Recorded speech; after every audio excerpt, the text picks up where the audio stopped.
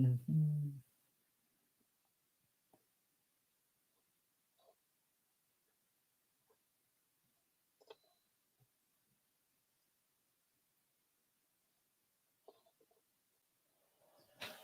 Okay, cool. All right, everybody. I'll give everybody a second to tune in here, but appreciate you joining us here. Welcome everybody to our second edition of Be Free TV. We'll be talking about, well, you guessed it here, freedom and freedom-based solutions to some government-manufactured issues, and some solutions to make the lives of everyday people better. So I'm excited to be joining you all in this format. It's very interesting to be doing live streaming.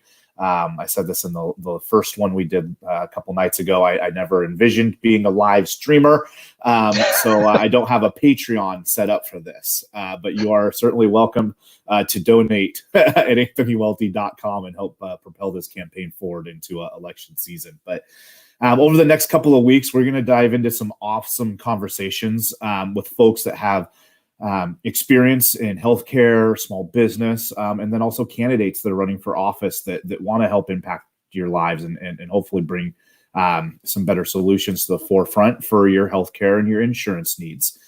So I'm excited tonight in our second episode to have Mr. Sam Robb joining us. Sam is running for the Libertarian nomination for president of the United States of America. And I'm excited to have you on the show here. I'm excited to learn some things and share some ideas with you. And, thank you for taking your time to join us. Oh, it's a pleasure to be here. And two, I'm hoping to learn some stuff from you. Because in all honesty, running for president as a libertarian is entirely different. And I'll put this out there, a whole lot easier than running for a local or a state office. You guys that are doing that, going out and getting petitions signed and dealing with all that stuff are just amazing. So you have a lot of respect for that. Well, thank you. And, the feeling goes both ways, right? We need to be working together on our campaigns as much as we can and sharing resources and infrastructure to really bring a more self-governance into our lives. So let's dive into it. First off, I'm new to your campaigns, Sam. Excuse me. Tell me a little bit about yourself. Where are you from, and what part of the country you're calling us from? I assume you're in America. You can't always assume that with your libertarian candidates. Strange but true. Yes, I'm currently in Pittsburgh, Pennsylvania. That's where I was born. That's where I grew up, and a little town called White Oak outside of McKeesport, and spent some time in the Navy after college, and came back to Pittsburgh. And I was trained in college as a metallurgical engineer. Came back to Pittsburgh, didn't really have much in the way of job opportunities, so I taught myself software development, computer programming, and I've essentially spent the last 20 years working as a startup developer. So I like to go into smaller companies where you have the opportunity to wear a bunch of different hats and take them from being 10, 15, 20 people up to, hey, look at this, we're doing an IPO or we're getting sold. So the whole running for president as libertarian kind of grew out of increasing sense of dissatisfaction with the way this country's going. And honestly, I looked at it and said, one, I wanted to throw my hat in the ring. I had not just with a goal towards getting the nomination, but along the way, I established a bunch of different milestones that I wanted to meet, and I've met a bunch of them. So I feel like my campaign's already been a success, at least for me personally, and for some of the objectives I have. And this is really me kind of, trying to throw my hat into the ring and say, listen, I'm putting a stake in the ground. This is where I'm at now. I've crossed the line. I've committed myself. So y'all are stuck with me for, the next decade or so. So you better get used to seeing this face. So you're committing 10 years, like a former presidential candidate was offering up. Well, I'm in it for at least 10 years too, so we'll see you there. Fantastic. Well, that's awesome. I commend you for getting involved. Whether it's local or presidential, if it stems from a place of service to others and helping, right? And wanting to just impact the lives of people around you and just to help them be more prosperous. I think that's honorable. So thank you for throwing your hat in the ring. So tell me a little bit about your activism. One of the things that I'm really trying to bring into my campaign here is to encourage people to get involved. I sense there's a lot of apathy out there. People don't like showing up to the polls. They don't know what day of the week their city council meets on, and all these different things that just get hidden in the shadows because people are busy and have lives. So it's important to me to encourage people to get them involved, even when they disagree with me, right? Sometimes I'm encouraging the enemy. But I believe apathy is a very dangerous enemy as well. And if we empower people and help educate them, I think it moves the right direction. So, what's your path been from, maybe somebody that just voted to maybe being an activist to now, the highest office in the land? I'm going to blame the little old ladies in tennis shoes at the polls, honestly, because every year I would go to the polls. And here's my driver's license, get your card, you're going to go vote. And there's always a piece of paper there that says, hey, if you're willing to help, would you please sign it? And after a couple of years of getting settled in where we are here in Fraser Township, Pennsylvania, I was looking at that and I said, that's something I could do. I can help out with the polls. They've got a couple of guys sitting here. You take somebody to show them where to vote. So I signed up. Little did I know that later on in that year, the judge of elections was going to have some health issues.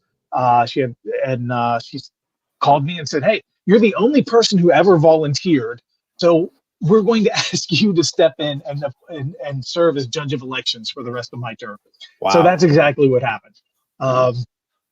Yeah, so it was kind of I would say baptism by fire. Yeah.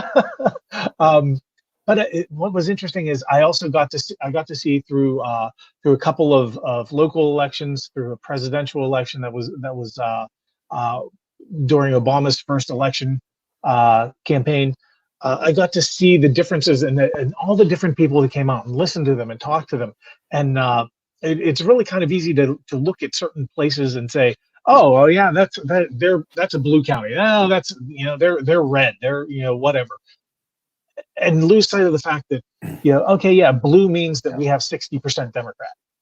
That still means that there's 40% of the people here that are Republicans, and you talk to them and you start to realize that a lot of them have the same issues that they're talking about, but they have very different ideas on how to solve them. And one of the things that drove me to the Libertarian Party is that the solutions always seem to be, we need more government, we need bigger government, we need. You've noticed that as stuff. Well. Yeah. So I mean, a lot of what I've been trying to do with my campaign this past year, has been outreach and trying to reach out to members of parties, members of organizations and groups that are not necessarily like, oh wow, yeah, they're high profile, we're going after these guys, as future libertarians. Talking to Christians. I'm a Christian, I'm a preacher. One of the things that I did very early on was a short video saying, hey, this is what the Libertarian Party believes: non-aggression principle. Don't hurt people, don't take their stuff. You're a Christian, right? Go ahead and open your Bible and read the 10 Commandments and tell me how those two line up, right? Yeah. So you've got a party that basically says, this is where we are in terms of principle. This is where you are. Maybe you should give them a look. At least open the back cover, and read the, summary and see if it might interest you a little bit more. But same thing for Democrats, Republicans. It doesn't matter who you talk to. You've got people think, oh, I'm dealing with Democrats. Here's what Democrats mean, and they forget that what they see of Democrats online is not all of Democrats. It's the fraction that are vocal. It's the fraction that are out there. Same thing for Republicans. You've got a lot of blue collar Democrats out there. Pittsburgh is a great example of that. You've got a lot of socially conscious Republicans out there. That they're inclined one way or another but we have an opportunity to reach them where they are and just say, hey, you know what? I understand where you're coming from. But have you considered that there might be a third? There might be a third option. There might be a way that doesn't require us to live with Obamacare or live with no medical care whatsoever. But there might be an in between that actually could help satisfy everybody, and that's something that actually resonates. People are tired of being told you've got to vote against this guy, you've got to vote against that guy. There's nobody's offering to give them something to vote for. Nobody's offering to give them hope anymore. It's all about win, win, win. And people really just, they want to solve their problems. Yeah, I think often when we get outside of the Twitter sphere, for the most part, and the Facebook, Facebook sphere, excuse me, and you start talking to average people that maybe just aren't political in nature, right? You're talking to people on Facebook or Twitter about politics; they're political, right? The average person isn't political though, and they just want to see their lives get made better. And if you can provide ways to do that, it's not always going to be about which party you are. It's about the solution. Although I'm sure you, like me, you get the question, what party are you from, as a lead point every now and again. And that can be disappointing because I wish we could get away from that. And, having people like you running definitely, and being willing to engage, I think that's where we can start making some inroads and building trust with people, right? They don't know us. This is it's a corrupted market that we're in right now for politics, but there is still some free market to it here. We have to earn their trust and their respect, and absolutely respect it. So, yep. Awesome. I just wanted to say one thing. You mentioned about Twitter and Facebook and whatnot. Actually, I had to realign myself a little bit this morning. I posted something yesterday on Twitter about how libertarians don't want to split the vote, that we want to win your vote. I had someone come in and by the profile, very very progressive, very pro-Democrat, and their response to it was, this is bull. And my first reaction was, okay, I'm gonna put you in your place. I'm gonna jump in and explain to you why you're wrong. And my second thought was, they watched it. They watched. So even I've already won.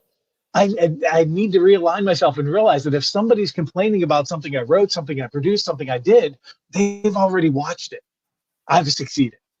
So that was just a realization for me this morning that don't get discouraged by that. It means that you're reaching people.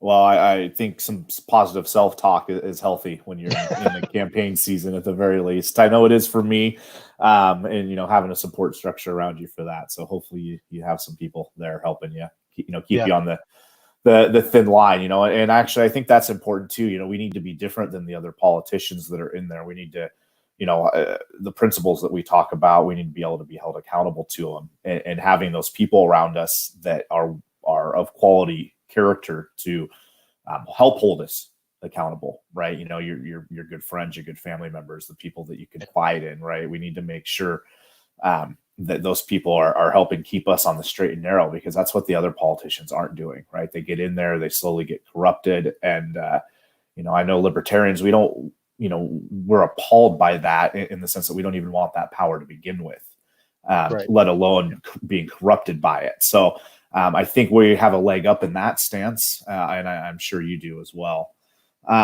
So tell me a little bit about your thoughts on the president's role when it comes to health insurance. Okay. What do you think the president's role is when it comes to making health insurance different or better? And from that executive position, what do you think as a libertarian your role would be if you were, magic wand elected to, pretty house on the green lawn over in, that cesspool called DC? For health insurance specifically, that's one of those things that it's kind of frustrating, because when you start to look at what you can actually do as a president, without overstepping the bounds of authority, because we're libertarians. We don't want to do that without saying, oh, I'm going to presume to take this power that rightfully belongs to Congress, and I've got a pen and a phone, and I'm going to make things happen. You kind that kind of gets difficult. One of the things that I think you can do as a libertarian, or a libertarian president could do, is really agitate for changes in Congress. Work with individuals on both sides of the aisle, and with independents like Massey and Amash, to really kind of focus in on, hey, let's start rolling out some changes and get some small changes made, to show people what can be done. And that's kind of been a theme for my campaign: is small steps, the first steps in a longer journey. One of the things that I think we really need to do in this country, as far as health insurance goes, is recognize that we have different tiers of care, and that right now we've got one size fits all insurance. It's nuts. If I go to the pharmacy and I need to get a prescription filled, that I'm using the same insurance that I would use, that I did use when I was in Chicago a couple of months ago, and I had a kidney stone and I had to go to the emergency room. Those are two very different circumstances, two very different situations, and it shouldn't be handled by the same sort of insurance. You get a warranty for your car. You pick up insurance for driving it. You have different levels. You have catastrophic insurance for if you total your car. You have minor insurance for your warranty to cover minor repairs, and then you take care of things like gas and topping off your fluids and changing your oil, just out of pocket. Nobody in their right mind would go to somebody and say, yeah, I'm going to pay you $3,000 a year, and I never have to worry about anything on my car, whether it's totaled or whether I need to put air in the tires. I've got a form that I fill out and I go to the right place, and it's all taken care of. That's nuts. But that's what we do for insurance. Yeah, I absolutely agree there. We're working a lot here on talking about ideas like a la carte insurance. And it's relatable to the sense of, like you mentioned, car insurance. You on car insurance, you get to pick and choose. Do you want 25,000 in coverage? Do you want 100,000 in coverage? Do you want $1 million in coverage? Right? Do you want towing coverage or no? Do you want comprehensive and collision, or one or the other? Right? Right. And then you get to a lot of choice there, which I'm sure you agree. A libertarian belief is to allow choice of the consumer. Right. And I think Absolutely. Consumers have the right to make those choices. Right. When we talk about, is healthcare a right? Is health insurance, do we have if the progressive left wants to say health care is a choice, is not also having choice in the health insurance also a right? Yes. We should have that flexibility. Absolutely. Yeah. Now, go ahead, please. No, I was going to say one of the things when you were talking, it isn't even so much about having choices, but having individuals having knowledge of their situation that makes things that bureaucrats and that administrative regimes just can't understand and can't make the right choices for you. A good example for me and my wife, our 3 children are adopted. We had some fertility problems early on. We figured it out, and frankly, if I had the option to say, well, yeah, you know what, I'm going to drop my insurance premiums because we're never going to have to go to and deal with childbirth or deal with getting my wife getting pregnant. That's a personal decision. That's based on information that I have. That's not something that somebody else can make a decision about. And there's plenty of other situations you can think of where somebody might say, you know what, no, I don't need this coverage, or you know what, hey, actually, mental health issues do run in my family, and I've been blessed so far. But you know what, I think I really should have a better psychiatric plan than some other people, or I should have a better cardiac plan because heart disease is an issue in my family. People, and bureaucrats, administrative regimes don't understand that, don't know that, can't make the same choices with the same information that people have about themselves. Yeah. Awesome. I definitely need help because when I get elected in November, I need some libertarians in Washington, D.C. as well to help pass some of these ideas, because I know a lot of the folks that follow this campaign probably love what you just said, right? And unfortunately, we can't do this one person at a time, right? We need some help. We need to get other people that like these ideas elected, and then move the ball the direction from there. So you mentioned something that I'll run into as well. Because my role is a regulatory role. It's not a legislative role, right? So I'm going to sometimes have a hard time maybe passing laws to be changed in my favor because I'm at the will of the legislature. You'll have that similar issue from the presidential standpoint. And I appreciate that you noted one of the first things you mentioned when I asked your question was you mentioned, staying within the bounds of executive powers. So thank you for recognizing that. That's something that pretty much nobody in DC really respects anymore, is what their actual role in government is supposed to be.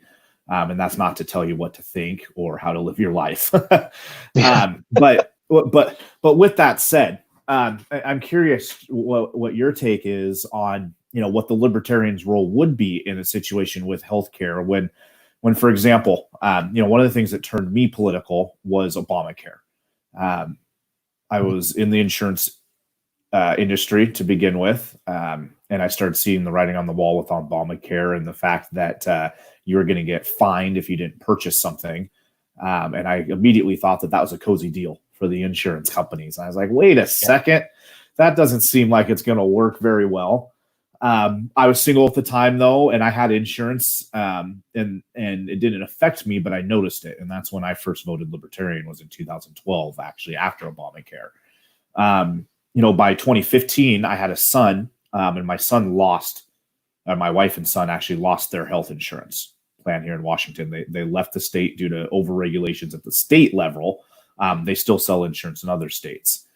My question is, do you think it would be in your executive powers to veto bad bills that come through or that you perceive as bad? So if, let's say, Obamacare came across the desk of your desk as a libertarian in the Utopia White House there, not being able to necessarily influence what legislation does or doesn't get passed, where do you stand on using that veto power? I would love it. I'm serious. That is one of the few things that's the president's constitutional power. That is one of the things that he explicitly gets to do. And actually, one of the things that I called out very early, as a libertarian president, I'm going to be working both with the different parties in Congress and against them. And one of the things that I said is, if I need to give them a common enemy in me to make them work for the American people, then I'll do it. If a bill comes across my desk as president and it doesn't increase freedom, it doesn't decrease the size of government, it doesn't reduce spending, and it doesn't make sense, I'm going to veto it. I think the president does not historically has not used his veto powers as much as should be. In all honesty, the fact that you have a bare majority in the House and a bare majority in the Senate, woo! Now we're going to have a new law. And we're going to completely redo healthcare. No, sorry, veto. I don't care if I like it. Even if I like it, even if I'm looking at it and saying, "Wow, you know what? This is actually really good for me," or I could get a lot of votes if I approve this or whatever. Yeah, you bought some stocks last year. Yeah, no. Seriously, listen, guys. If you're really serious about this, I'm going to veto it. I'm going to tell you why I vetoed it. I'm going to throw it back to you, and quit your fighting. Get together, make it work. If you can manage, if I can get Democrats and Republicans agreeing on something, and in order to get it past me, then I know that there's at least some desire on the part of the people for that sort of thing to happen. I think this is why it's so necessary to get a third perspective. I don't want to say a third party, because we're not a third party. We're a party. We're one of the parties. But to get a third perspective into any discussion, let's use an example of a divorce, a bad marriage, a broken marriage, which is very much what we have in the left-right paradigm right now, is two factions that simply can't get along, and we the people are the ones that are paying the price, right? That are getting bounced back and forth between parents on weekends and holidays and stuff. Absolutely true. So we need to get, in each state, I believe, in city councils and stuff. I don't even believe necessarily, in my utopia, let's get, libertarian government everywhere, right? But if we had just a couple people in Senate and Congress or the House or on city councils, just to bring a fair voice to the conversation, I think that makes politics and governance healthier. What are your thoughts on that? Yeah, no, that's beyond a doubt. And from the libertarians I've talked to that are involved in local and their town and their county offices and politics, having that libertarian view really can change things, because you start becoming the one who is the middle of the road.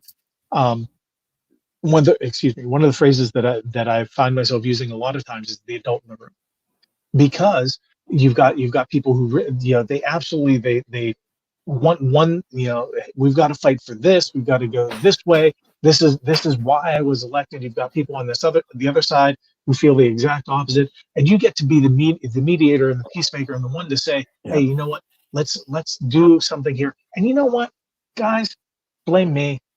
You can tell people it was all me. I'm the reason why you had to compromise or what. But we can find a middle ground here. And how fast are your Twitter thumbs when that happens? Do you have fast Twitter thumbs so you can tweet it out? Yeah, it's no, I think actually just having that voice and as a libertarian, making it kind of official. Because I think it's in any good government, my dad actually just got his endorsement, by the way. So the former leader of White Oak City Council in Pennsylvania. Did he make you sweat it? He made me sweat it, actually. Yeah. Good for him. His voice, his message was, "I've never voted Libertarian, but you've convinced me." So. I've at least got that, but I honestly I know for a fact that he was that voice of reason, even though he was a Democrat on White Oak Borough Council. When he talked about retiring, it was the Republicans who came to him and asked him if he would consider staying on and running for another term, because he was the one who was able to broker the differences between the two groups. Having a libertarian there is a very obvious, hey, you know what? I don't belong here. I don't belong there. I've got different ideas. Let's work things out. And it kind of moves you out of an us against them paradigm and into a we're working together as a group idea. It really is a benefit. Yeah, I think that's the start. And then once we're there, I believe they start believing our ideas work, because they'll start seeing them in action. And then everybody will, then everybody becomes a member. We got, 360 libertarian members around the country, and, the most prosperous, planet on earth or country on earth. Awesome. Well, I appreciate that. Let's see here. I had another question for you a second ago and I just lost it. You touched on something. Okay. This is something that I know a lot of people don't know about. So I'm not sure about the audience right now, but I'd love for you to touch on what you know about the Presidential Debates Commission. Give the listeners maybe a Presidential Debates Commission's 101 of who they are and why libertarians are so frustrated with them. Presidential debate commissions, the presidential debates used to be handled by the League of Women Voters. And one of their criteria was, hey, if you have a party that is on the ballot in enough states that they might potentially win the election, then they should be included in the debates. Which, if you think about it, okay, that's fair. If you have a shot at winning, we'll go ahead and put you on. If you have a statistical chance. Yes, exactly. It doesn't. It might be an outside chance, but you've got a chance. If you go by those criteria, by those criteria, the Libertarian Party and the Green Party both. I'm not so sure about the Constitution Party, but the Libertarians and Greens definitely are. I think the Constitutional is only in like 17 states now, is where they've got ballot access. Yeah, but the Libertarians are pushing for 50 again. The Green, I think Greens are in 40. So definitely in enough states that they might have a chance. It might be a very outside chance, but by the League of Women Voters criteria, hey, they deserve to be heard. The Commission on Presidential Debates basically is a private organization that says, oh, here's our criteria. You only get to be in the debates if you're polling at least 15%, which means that, one, that's their criteria now. They can change it at any time. Two, and do you have any doubt that they would, right? Have they had a history of changing it in the past, maybe? I'll be honest, I have not looked at it. I just know what they do now. But I do know, hey, they increased it from, I think, 5 to 15 after Ross Perot hit 10. Oh, really? Yeah, rest in peace, Mr. Perot. There so they collude against Libertarians and Greens for sure, which means they're colluding against the general public and yeah. Yep. One of the organizations that I've gotten involved with recently is a group on Facebook called Open the Ballots. There's a couple of Libertarians involved. We're trying to get some Green Party members, some Constitution Party members involved as well, because the idea is when you provide when you throw in ballot access restrictions, like I just found out today from a gentleman in New York, or not in New York, in Washington, telling me about how I guess you need to get a certain number of signatures, and it has to be done at publicly announced events, and the public announcement has to be notarized, like the actual newspaper has to be notarized by somebody, and then you have to present the results in person. You can't mail them in. You have to do them, and just this whole rigmarole of stuff that you have to do just to get on the ballot. The Commission for Presidential Debates is the exact same thing. It's, hey, you need to reach meet these criteria in order to be included. And here's the thing: how do you get people to know about you? Well, you appear in a debate. So unless you are popular enough to appear in a debate, then you are not able to appear. You're not allowed to be in a position where you can gain the popularity that you would need to be in the debate. It's a catch. Now, if you're the nominee, so let's shift gears here slightly and talk to the Libertarians here. This is a question. This is a concern I had with Gary Johnson, and I was a very avid Gary Johnson supporter. I felt like even though he was awesome in trying to sue the Presidential Debates Commission, I personally don't know if that was the right move, but I was glad he did it. I'm glad somebody did. But beyond that, I was disappointed in the way he went to battle with trying to actually get on the debates. In the Trump era, with the Twitter era, with social media being such a weapon to have your voice heard. Oh, yeah. How would you fight to be in the debates while they're telling you can't be? Like, what would your strategy be? This is interesting. I was just in a debate before I came on here with you. We were asked much the same question, and my response is the same thing. In Soviet Russia, the government had complete authority. They controlled the media, they controlled the newspapers, they controlled the broadcast, and yet the message of liberty got out by people basically taking papers and taking documents talking about freedom and talking about liberty and running it through mimeograph machines to pass out to people, right? Mimeograph machines, for those of you who don't have so much gray in your beard, were primitive photocopiers, but they underestimated their technology. And I think what we're seeing right now is that the Republicans and the Democrats are going to underestimate the power and the impact of technology. You mentioned it at the start of this, that you never thought that you'd be a podcaster or a broadcaster or whatever, and yet here you are. Same thing has happened to me. same thing has happened to literally thousands, tens of thousands of people that now know, hey, this is how you jump on a Zoom, this is how you find something live on Facebook, because that's how they've had to learn to communicate in this age of COVID-19. So we've got a population right now that is primed for online communication, and we have two What's parties. what's your message going to be to in that sense? So, because I agree with you, but so what's your message going to be? How are you going to actually fight? So let's say, they announce, okay, presidential debates are X, October this and, September that.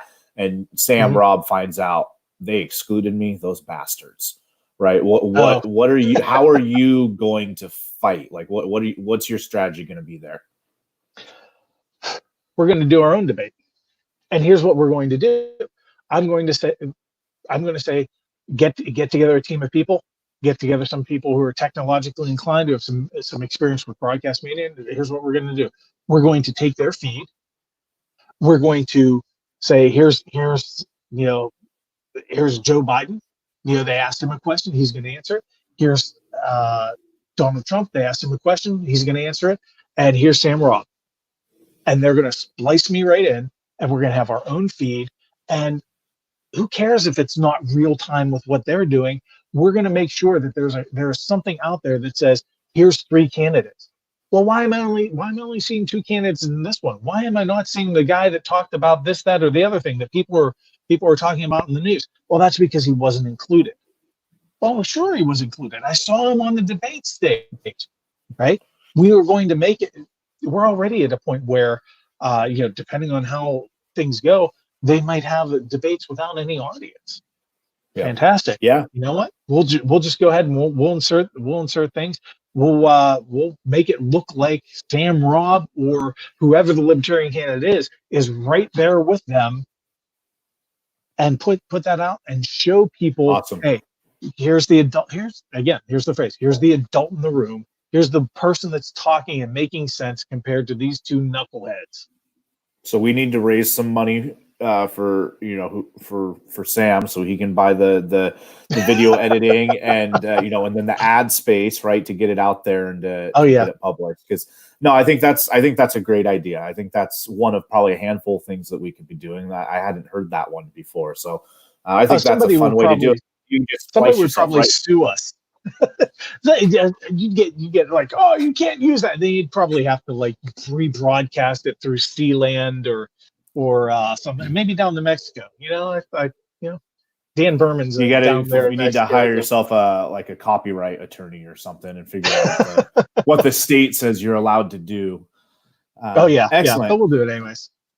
Well, the reason I bring this up is because I think this is an important thing that the general public doesn't realize how the two parties cheat, how they have colluded with one another to specifically exclude dissenting ideas.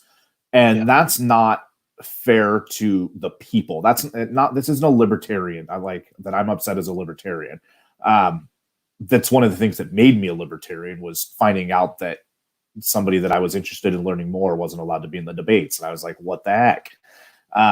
So I'm glad that we could talk about it, because I think we need to educate the public on it. Again, in some cases, we need to get back to the basics of the kind of the government reform as much as we do the political reform, the policy reform. Let's see here. So those are some great thoughts. Now, just one or two more things here for health insurance. You mentioned, kind of the catastrophic coverage and a la carte. I think most people that are listening to this would probably be on board. What other ways do you think we as a society could reduce the cost of healthcare on the front end so that the insurance isn't as expensive on the back end? Really, one of the things that we could do is, one, get government out of the way. We're seeing now with COVID-19 exactly how much the government has helped. We've gotten tainted test kits. We've gotten the FDA, telling the CDC you can't do things this way, and the CDC telling the FDA you can't have the samples that you need in order to come up with, do vaccine testing. Also, it's a huge Charlie Foxtrot. For my military friends out there, you'll understand. Um, we need one of the things that a friend of mine who's uh, in a business where they actually work with healthcare providers, and they do all sorts of monitoring of trends and what's going on. They've done a lot of work here in the tri-state area in looking at, for example, the opioid epidemic and what's going on in terms of drug use and drug overdoses. To help people make policy decisions and make business decisions in terms of hospital resources and whatnot. One of the things that he's mentioned is that somewhere around a third of our healthcare costs are administrative. It's imposed by the government for, hey, you need to track this and document that, and here's 70,000 codes for this. And it's not in order to increase your care, it's to make reporting to the government easier so that they can figure things out for Medicare, Medicaid, and government insurance purposes. It's funny you mentioned that, because that's one of the talking points the left uses to promote Medicare for all, is because they say they can reduce, I believe the number they quote is like 4% in pure administrative costs. And without failing to acknowledge or even understand or realize that the government, like you said, is imposing much of that administrative cost. Oh, yeah. And then simultaneously not admitting that everybody knows that government is full of administrative red tape, like in every agency. Even people that don't hate, even people that don't hate government realize that, like, if you need a permit, it's going to be a pain in the butt, right? If you need to get your license, you're going to sit there for 3 hours. If you need to get a question with your taxes answered. So I think there's some intentional dishonesty there, that when people are talking about Medicare for all, but also just easy opportunities for us to educate folks that maybe they're just unaware, right, of these regulations and of this red tape. So definitely getting that out of the way would be a step in the right direction. Yeah, absolutely. Well, just a couple minutes left here, Sam. I know you've had a long day. I love to talk more with you down the road, and share some ideas. We just touched on a few things here regarding, healthcare and insurance reform. But go ahead and just quickly, go ahead and make your pitch to the Washington State delegation on why you think you should be the nominee. And I'll give you 6 seconds. Go. I'm awesome. That's it. There you go. No, I'm seriously, no. Go ahead and give us your elevator pitch. I'd love to hear it. Everybody realizes that the country's headed in the wrong direction. Whether you're right or left, center, whether you vote or don't, you've got this feeling that there's something wrong. And the answer is that you've got that feeling because there is. We are headed in the wrong direction. We need to turn the ship of state around. We need to start heading in an entirely different direction. Where we are right now is the result of a 100-year experiment, a failed experiment with big government. Hey, let's increase taxes, let's increase government, let's add more programs, and what we found is that it does not work. When we have a war on poverty, we end up with more poverty. When we have a war on drugs, we end up with more drugs. When we have a war on terror, we end up with more terrorists around the world than we've ever had before. We need to stop. We need to stop building these government programs. We need to start dismantling these government programs. And we need to go back to where we were 100 years ago before we started all this, where we had no income tax, where we had no massive government programs, but we had private organizations that took care of people. We had private religious organizations that watched over children who were abandoned or orphaned, where we had organizations that made sure that people were taken care of in terms of their health. Maybe not, to the extent that we would like things to be handled, but at least people were being taken care of, and we were missing out on this huge government that really doesn't do much for us at all, because really we're doing it for ourselves. We're just paying a middleman to spend our money on a whole host of administrative hoopla and garbage, and then dole it back out to us piece by piece. That's the wrong way to do things. When a millionaire wants to help, he doesn't go and say, here, government, take more of my money. When a billionaire wants to help, he doesn't say, hey, here's the first thing I'm going to do is make sure I write a big check check to the government. They find private organizations because they know that's what works. So what we should do as Americans is trust the people who know how money works, who know how to make money and know how to spend money, and avoid the government. That's what I want to do. Avoid them at all costs. There you go. So if you elect Sam Robb, hey, that's what we're going to do. We're going to teach the American people that you can get by without the government, because nobody likes it when they have to deal with DMV. You mentioned it. Nobody likes it when you have to deal with a license. Nobody loves dealing with the government. So why do we still do it?